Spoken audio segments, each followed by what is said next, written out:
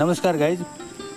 यो घर चाहिँ स्पेसली यसपालि चाहिँ गाउँघरमा यसो तल्लो घर माथिल्लो घरले चाहिँ करेला घर भनेको सुने। अनि के रहेछ त करेला निकै राम्रो फलाएको हो कि धेरै हो कि मलाई जान्न इच्छा भयो र म हेर्न जाँदैछु। म हिजो अस्ति पनि यो घरमा निस्किएको थिएँ। अनि करेलाको चर्चा त पल्लो घरमा पनि चलेको थियो। अनि नमस्कार घरमै अहिले आज भाइ कता जानुभयो? ए सब्जी बारीमा के लगाउनु भएको छ? सब्जी बारीमा करेला छ नि त। करेला घर भन्दा रहेछन् अहिले यसपालि चाहिँ करेला भन्छन् कि करेला अलिक निकै रोप्नु भएको छ कि राम्रो फल्यो कि? हजुर फल्दैछ अलिअलि करेला छ, अरू पनि छ करेलाको साथमा?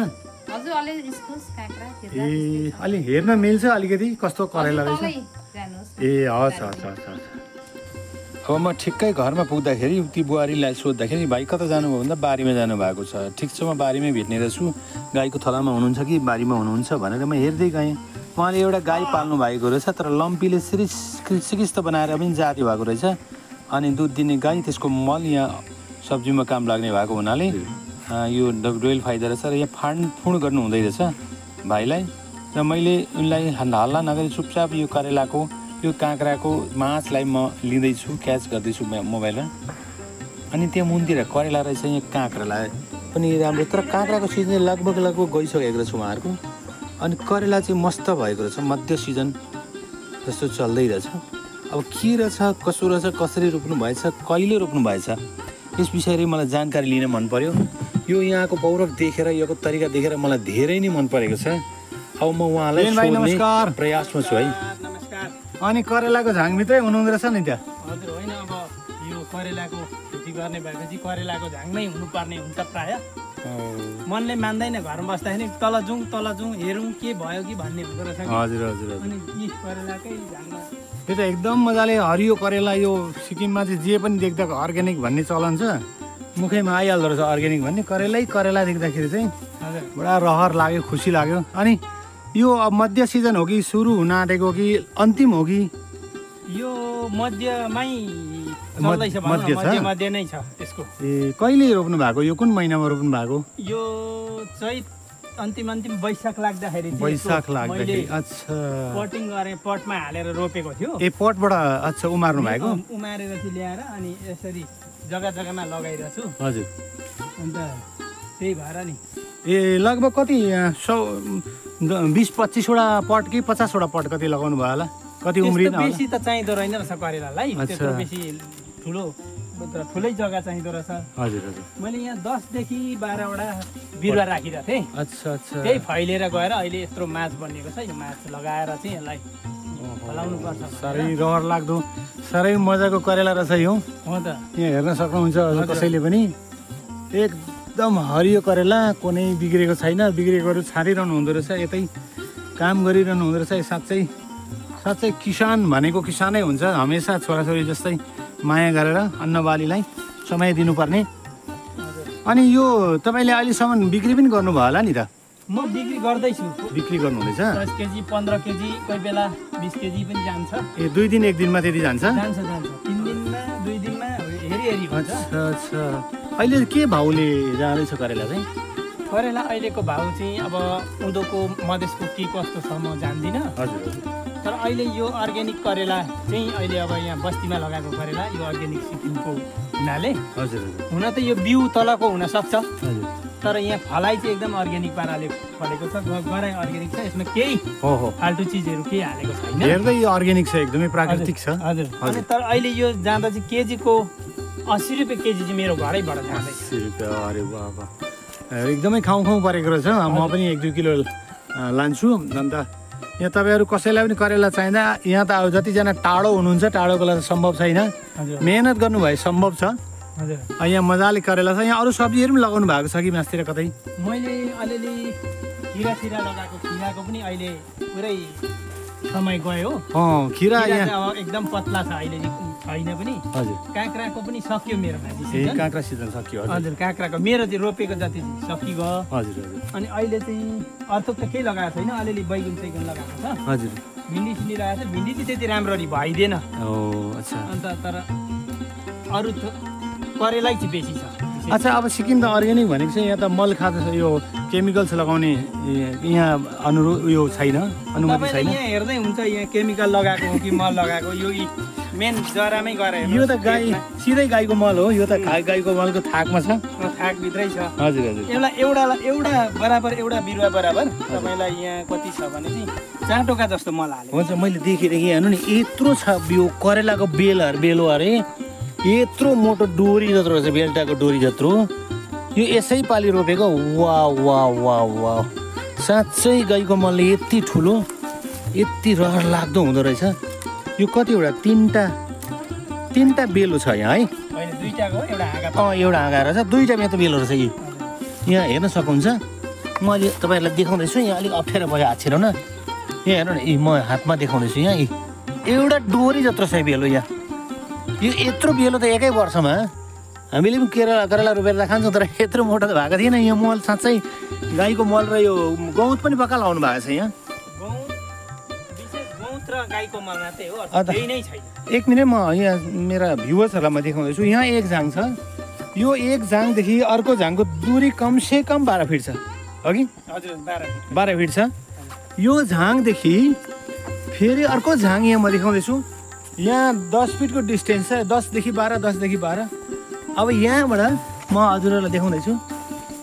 यो झाङदेखि यो झाङसम्म पनि त्यही 10देखि 12 फिट छ। वाह, तरिका त मैले पनि पाएँ। यो लोभले बाक्लै रोप्नु होइन रहेछ। हजुर डिस्टेन्स दिनुपर्ने, तर दिएकोलाई काफी मल दिनुपर्ने रहेछ। हेर्नुहोस् यहाँदेखि पनि उपरसम्म 12 फुट छ। कति जग्गा छ? 1 2 3 4 5, सिर्फ 5 जग्गा करेला रोप्नु भएको छ। तर आम्दानी हेर्नुहोस् कति भन्नुभयो? 2 दिन 3 दिनमा 10 12 15 किलो है। 2 दिन 3 दिनमा 10 किलो 12 किलो 15 किलो करेला जान्छ। तर यति नै माथि छानामा झुन्डिराखेको छ मार्चमा। यहाँ हेर्नुहोस्, यहाँ मार्चमा तपाईँ देख्नु हुँदैछ। मार्चमा अहिले टिप्नु हो भने पनि 8-10 किलो त छ। 8-10 किलो छ। हजुर अलिक कलिलो छ। अब 2 दिन अथवा 3 दिनमा टिप्दाखेरि 10 किलो टिपेर फेरि यतिकै देख्न सकिन्छ है। वाह वाह, तपाईँलाई बधाई छ, प्रेरणा। मलाई त सिधै प्रेरणा जगाइदिनु भयो। मलाई त धेरै मन पर्यो। म त अब अर्को साल यो समय उम्काउँदिनँ। ल हामी अलिकति तपाईँको अलिकति अर्को सब्जी पनि हेरौँ न, कता के लगाउनु भएको छ। हजुर जाउँ त। यहाँ तपाईँ हेर्न सक्नुहुन्छ उहाँको एक्स्ट्रा मेहनत। यो घरमा आफू बेच्न पुग्दैन। यो 4-5 बोट बिँ र बैगुन अनि यो भिन्डी, यो 4-5 बोट छ। 4-5 बोट 10-20 बोट छ। यो आफूलाई खाना हुन्छ। 2-4 किलो फल्यो भने बेच्नु पनि हुन्छ। यो मुख स्वाद फेर्नु। बैगुन, यो भिन्डीको फुलको सिजन र फल पनि लाग्दैछ। यो ओपन स्पेसमा छ। यो पानी ठुलो पऱ्यो भने कुट्न पनि सक्छ, किरा लाग्न पनि सक्छ। अन्त यो ल भ्युवर्स, यहाँ माथिल्लो गरामा तपाईँ हेर्न सक्नुहुन्छ यसरी काँक्रा। ल खिरा होइन, काँक्रा यो पुरानो भइसकेछ बोट। यो त कुहिँदा पनि थालेछ। यो अस्ति निकै बेचिसक्नु भएछ। अझै पनि हरियो काँक्राहरू छ। हेर्नुहोस् यति, यो कालो काँक्रा यति मिठो छ। यो सेम गर्छ, खाँदा कराक गर्दैन। खिरा चाहिँ कराक गर्छ। यो हेर्नुहोस्, यो कालो काँक्रा यो पनि सेम गर्छ। अब यो खैपी लगाउन यो झन्नै बितेछ। यो बिउ राख्ने हो। यो यसरी ड्याममै काँक्रा लाउनु पर्छ। काँक्रा 1 झाङ 2 झाङ वाह, 2 झाङ मात्रै लाउनु भएको रहेछ यहाँ काँक्रा। माथिल्लो गराबाट 1 झाङ 2 झाङ दिनुभएको छ। 4 झाङ काँक्राले यत्रो माछ कभर भएको छ। भ्युवर्स हेर्न सक्नुहुन्छ। यो लगभग म देखाउँदैछु हजुरहरूलाई। यो माछ चाहिँ चौडाइ छ 8-9 फिट, लम्बाइ लगभग 40 फिट 45 फिट छ। परसम्म चाहिँ मेरो क्यामेराले अलिक कभर गर्न सक्दैन। ड्रोन क्यामेराले हो भने कभर गर्छ। यहाँ काँक्राको यो पनि यो सिजन अहिले डाउन भएको छ। यो अगाडि निकै किलो बेचिसक्नु भएको छ। हेर्न सक्नुहुन्छ। यो अहिले हामीले तल्लो गरामा देखेको भित्र पसेको करेलाको माछ हो। यो पनि लामो छ। गाइज यहाँ तपाईँ हेर्नुहोस्, यहाँ पनि अर्को करेलाको झाङ्ग्रा छ। यो पनि करेलाको सिजन मध्ये भएको। यो अझै लामो छ। यो साथमा एउटा ग्रिन हाउस छ। एग्रिकल्चर हर्टिकल्चरले प्लास्टिक र एग्रोनेट दिएर आफै स्ट्रक्चर बनाउनु भएको छ। यसभित्र टमाटर छ। यो टमाटर अहिले मसिनो कोही कुहिएको छ, कोही सुक्दैछ, कोही उठ्दैछ। यसलाई म नेक्स्ट टाइम हजुरहरूलाई अलिक फल लागेपछि रमाइलो भएपछि देखाउँछु। अहिले अब सानै छ। यो करेला अब म भित्र गएर देखाउनु छु हजुरलाई। यहाँ पनि हेर्नुहोस् करेलाको जङ 1 2 3 4 5 सिर्फ 5 जङ छ।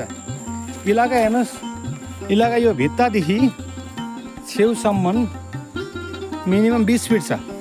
यो छेउमा ढुङ्गा छ, ढुङ्गादेखि भित्ता 20 फिट छ, ढुङ्गादेखि उँधो पनि जग्गा छ, त्यहाँ रोपेको छैन। 20 फुट छ, पल्लोपट्टि पक्रिनुहोस् 8 फुट छ। अब लम्बाइ हेर्नुहोस् 40 फिट छ यहाँनिर। यसभित्र सिर्फ 5 जङ छ, करेला 5 जङ। अब तपाईँलाई म झाङको फेद देखाउँदैछु। यहाँ पनि करेलाको बेल हो, मोटो छ, मोटामोटी सम्झिनुहोस् बेल्चामा लगाउने डोरी जत्रो छ। मेरो हात देखाउँदैछ, यहाँभित्र थाङ्राले गर्दा राम्रो देखिँदैन। मैले अलिक करेलाले समाउँदा थाङ्राले छेलिँदैछ। यो बेल्चाको डोरी बराबर छ, यति मोटो छ। मतलब यो गाईको मल र गहुँत एकदम पर्याप्त मात्रामा पाएको करेलाको बोट हो। अब यो करेलाको बोट चाहिँ यहाँबाट माछामा छिरेको छ, हेर्न सक्नुहुन्छ। अब यो उँभो गएर फिजिएको छ, यो पुरा फिजिएको छ। यो त्यसै प्रकारले फिजिँदै गएर अर्को करेलाको झाङमा भेट भएको छ। यसको पनि करेलाको बेलो उतै छ, मोटो छ। अब करेलाको झाङलाई यसरी हेर्नुहोस्, यो पनि गएर मासमा गएर अरू माथिको लहरासँग मिलिएको छ, फिजिएको छ। यो तपाईँले हातमा बोक्नु भएको करेला आधी पहेँलो छ, कोही पुरै पहेँलो छ। यो के किरा लागेको कुहिएको? यो एउटा कान्छी किरा भन्ने हुँदो रहेछ कि? हजुर। त्यो बसेपछि चाहिँ यसरी कुहिँदो रहेछ। कान्छी किरा भन्ने पाउँछ, त्यसले खाएपछि कुहिँदो रहेछ। त्यो आएर खानु पनि परेन, बसिसक्दा जाँदो रहेछ। त्यसले मतलब चोट लाउँछ होला? चोट लगाउँदो रहेछ। हजुर। अन्त यस्तो यो चाहिँ फ्याँक्नु पर्छ। अच्छा, यसलाई एक ठाउँ सायद खाल्डो बनाएर फ्याँके त अझै उचित हुन्थ्यो होला है? होइन, त्यो त्यसो गर्दा झन् राम्रो हुन्थ्यो। ओके। भ्युअर्स हेर्न सक्नुहुन्छ करेला, वाह, करेला औषधि, वाह, करेला। र गाउँलेले यसपालि उहाँहरूलाई करेला घर भन्ने मैले सुनेको थिएँ र म आएको। साँच्चै नै करेला घर भनेको ठिकै रहेछ, करेला रहेछ। मेहनत तरिकासँग, तर कम मेहनतमा बहुत बढिया करेला। हेर्न सक्नुहुन्छ यहाँ पनि। यहाँ हामीले अहिले टिप्यो भने 10-12 किलो छ नि है? यो कहीँ यो हल्ला छैन, प्रचलित छैन, गाउँमा मात्रै थाहा छ यो करेलाको सब्जी पाइन्छ भनेर। अब यहाँ सिर्फ 5 झाङ छ। यो 5 झाङ छ। 5 झाङमा माथि यो यसको हाइट छ 4 फिट। यतापट्टि यसको माछको हाइट छ 4 फिट, अर्कोपट्टि ऊपर छ 5 फिट। अलिक कोरालो बनेको छ। यतिको हाइटमा माथि बाँस लगाएर यस्तो प्रकारले बाँस तिर्साएर अलिअलि डोला बाँस पारेङहरू छापिदिएको छ। बाक्लो छापेको छैन, ताकि करेला फल्दा झुन्डिने गरी राखिदिएको छ।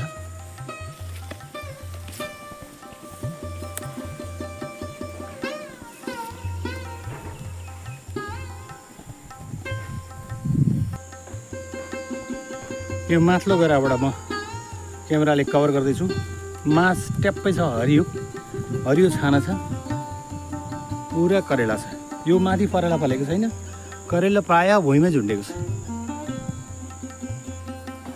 र गाइज, यस प्रकारको कहिले म कृषि सम्बन्धी भिडियोहरू पनि हजुरहरू समक्ष पस्किन्छु। हजुरहरूलाई कस्तो लाग्यो लाइक, सेयर, कमेन्ट गरिदिनु होला। हजुरले जति कमेन्ट्स गरिदिनु भयो, पोजिटिभ कमेन्ट्स गरिदिनु, त्यति मलाई ऊर्जा जाग्छ। म यस्तो करेला अझै लौका, काँक्रा, सिमी, भिन्डी, बैगुन जो पनि छ गर्दा हुनेसम्म म यहाँ देखाउने कोसिस गर्छु। र मलाई पनि हिम्मत आयो, मलाई पनि ऊर्जा मिल्यो।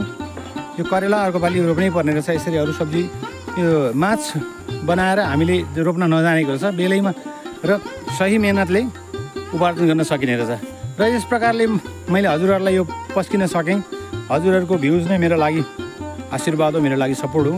र कमेन्ट्स गरिदिनु भएकोमा, भ्युज गरिदिनु भएकोमा, यो भिडियोलाई माया गरेर हेरिदिनु भएकोमा धेरै धन्यवाद दिनेछु। धन्यवाद।